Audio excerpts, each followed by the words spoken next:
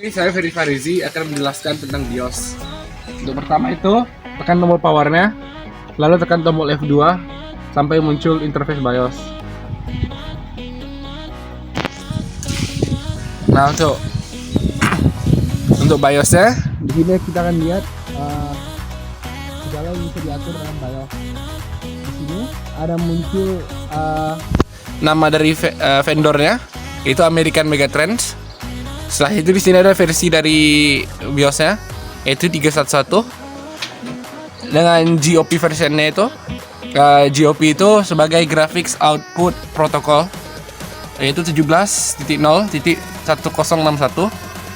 Di sini ada isi versionnya, yaitu R308. Di sini ada informasi prosesornya, itu Intel Gen ke-11 i5 11.400H dengan RAM 270. Di sini memorinya itu 8192.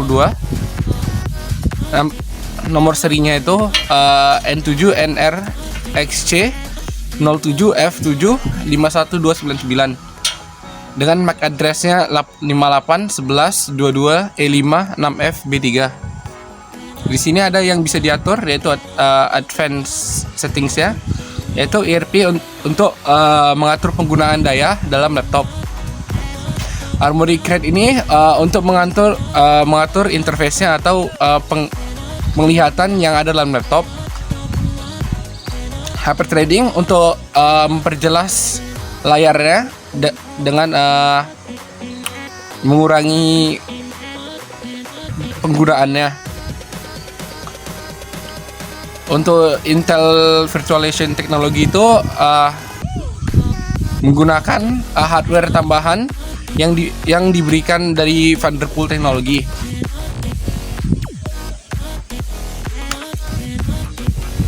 Untuk Intel ASD ini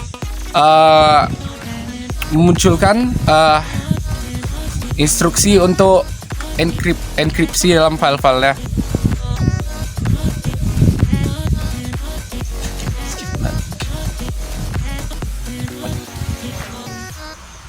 Di sini akan muncul semua storage device yang dimasukkan dalam laptop.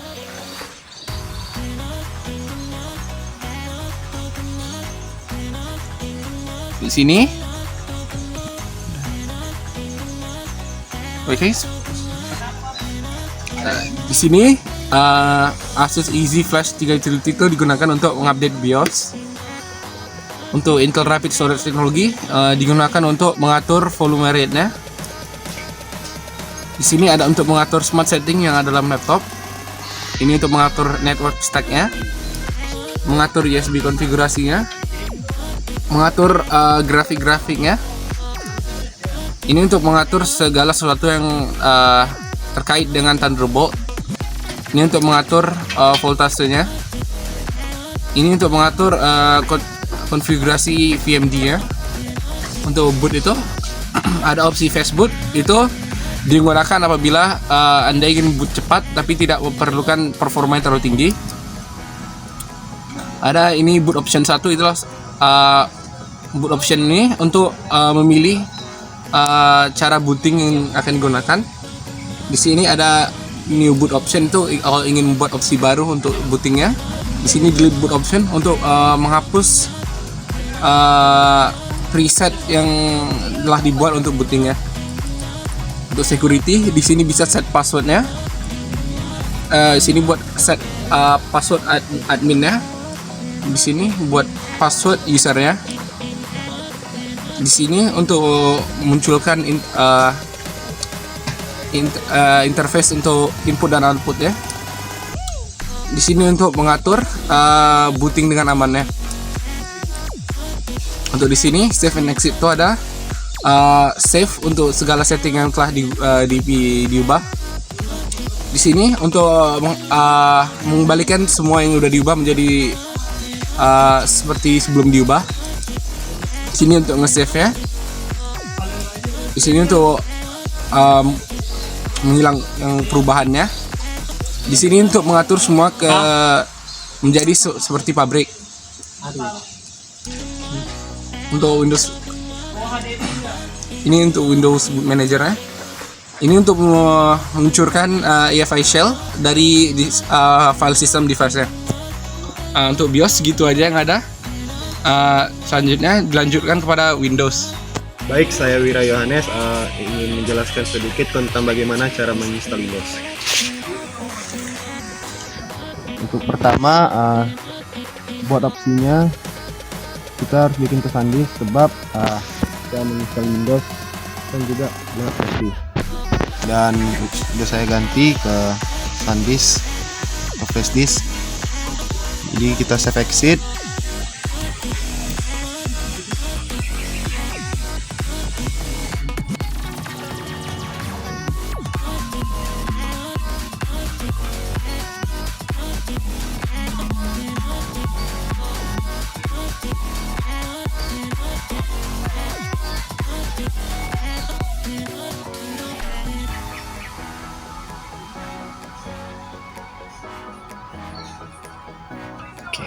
Nah baik, kita sudah masuk ke sistem install Windows-nya.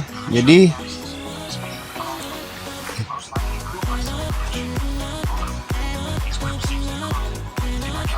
baik, kita sudah masuk di tahapan tampilan penginstalan Windows. Jadi pertama-tama ini kan ada settingan pergantian jam. Jadi karena lokasi kita di Indonesia, kita setting di Indonesia, bahasa Indonesia. Bahasa Jauh Indonesia. Lewatan. Lewatan. Pada di Indonesia.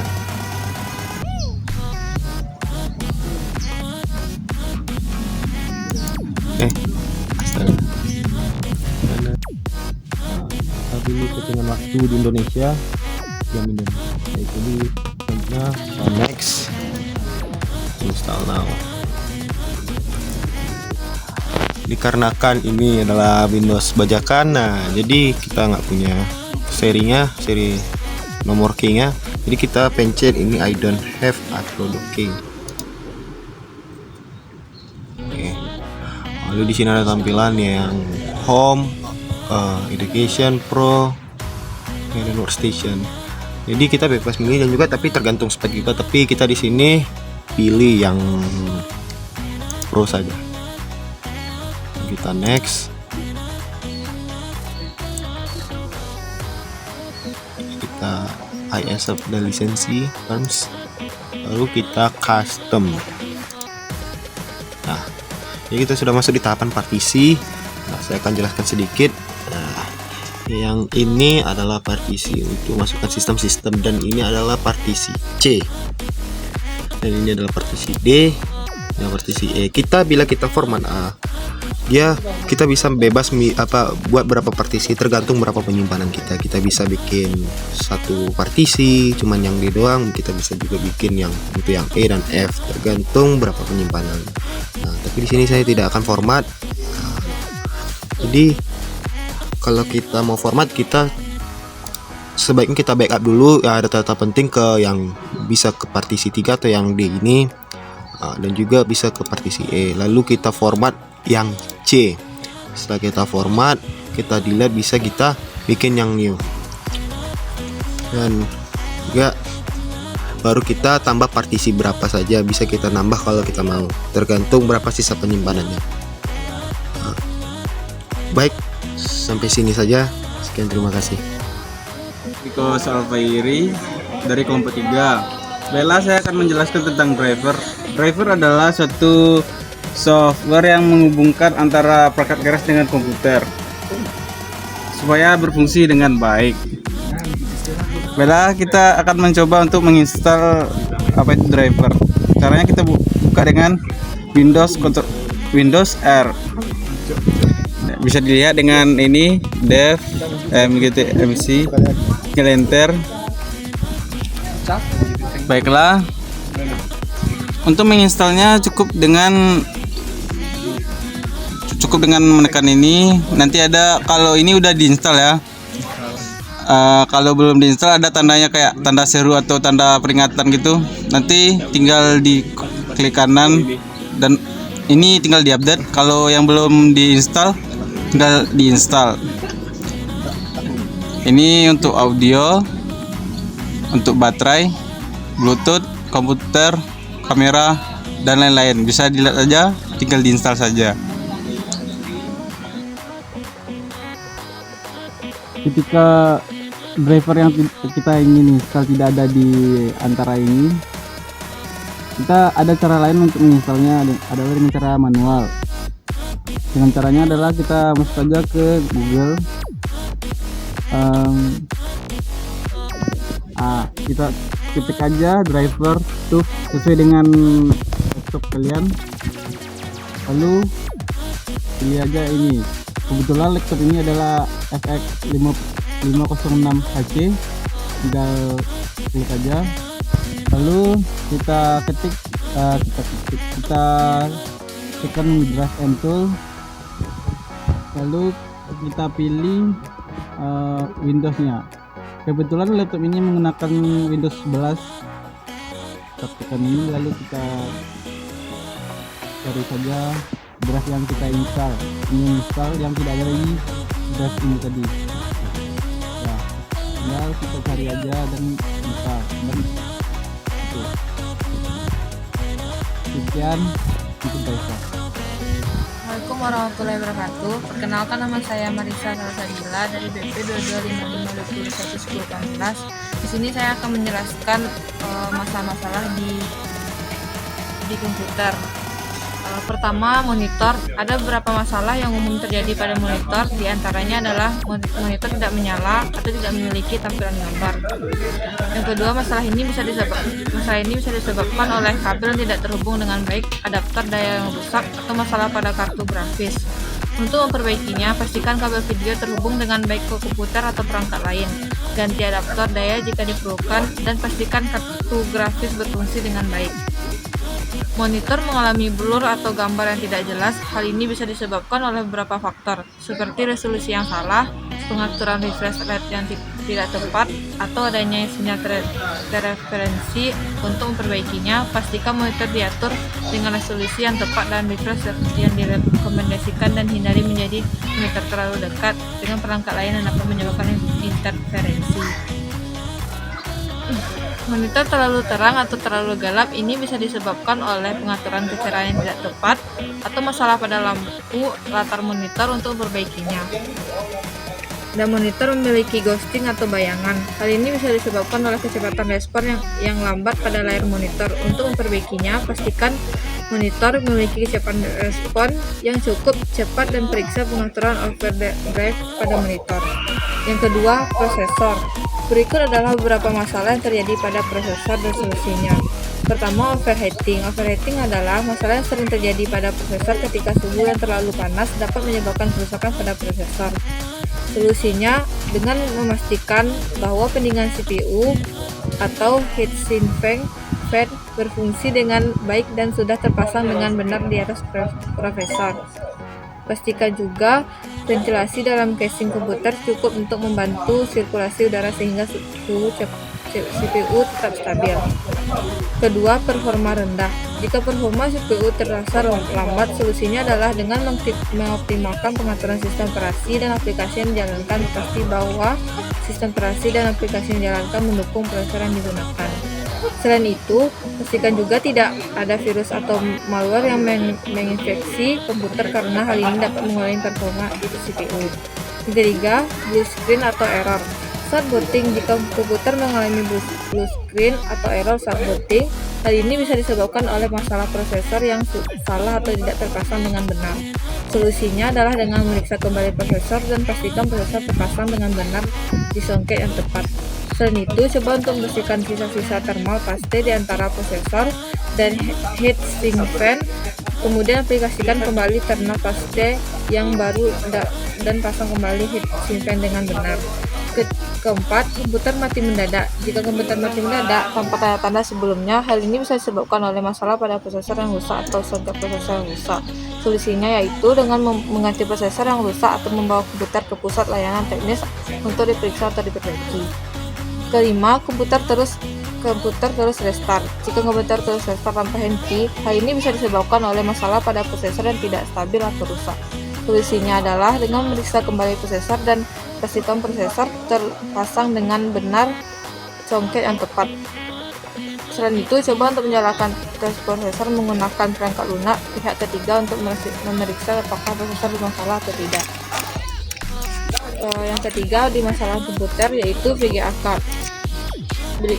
VGA card adalah beberapa masalah umum yang dapat terjadinya, yaitu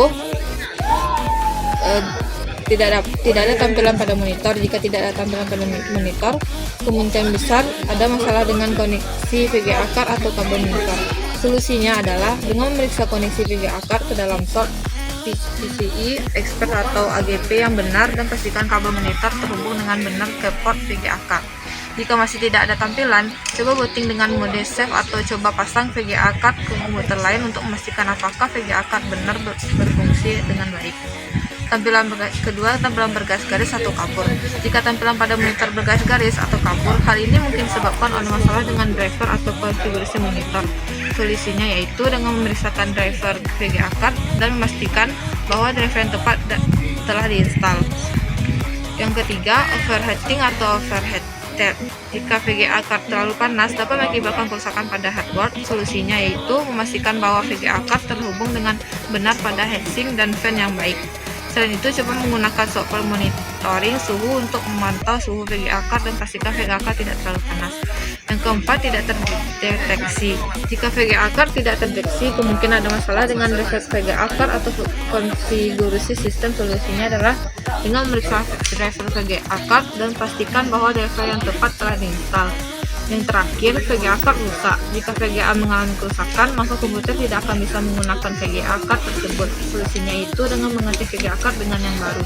Sekian penjelasan dari masalah komputer. Terima kasih. Baik, assalamualaikum warahmatullahi wabarakatuh. Nama saya Aulia Rahman Fatah. Di sini saya akan menjelaskan hubungan antara RAM, hard disk, dan prosesor. Yang pertama itu kita buka task manager dahulu supaya mudah menjelaskannya. Nah, sini kita bisa lihat ya. Sini ada status dari CPU, memori atau RAM-nya, dan juga disk atau penyimpanan. Untuk sedikit saja ya saya jelaskan untuk disk ini atau hard disk. Fungsinya itu untuk penyimpanan seperti file, musik, game dan lain-lain. Nah, kalau memori ini adalah dia penyimpanan sementara untuk proses yang akan dijalankan. Nah, yang akan dijalankan kepada CPU. Nah, CPU ini adalah pusat proses dari program yang akan kita buka. Misalnya kita di sini buka Google Chrome ya. Nah, bisa kita lihat di sini kan kelihatan ada proses dari Google Chrome. Nah, si Google Chrome ini kan disimpan di hard disk. Lalu ketika kita mengklik icon atau menjalankan dari program dari si Google Chrome ini, dia akan berpindah ke memori untuk penyimpanan sementara. Lalu dia akan ke CPU. Nah, tugasnya CPU ini misalnya setelah kita buka programnya, misalnya kita mau ngetik seperti misalnya Universitas Metamedia. Nah, si CPU ini yang menjalankan algoritma dari perintah yang kita berikan kepada si Google Chrome. Jadi dia pusat pengolahan data lah di CPU ini, atau proses-proses dan algoritma yang kita jalankan di Google Chrome. Apapun itu, misalnya kita klik ini atau ketik baru, itu semuanya ada di CPU. Mungkin itu saja yang bisa saya jelaskan. Terima kasih.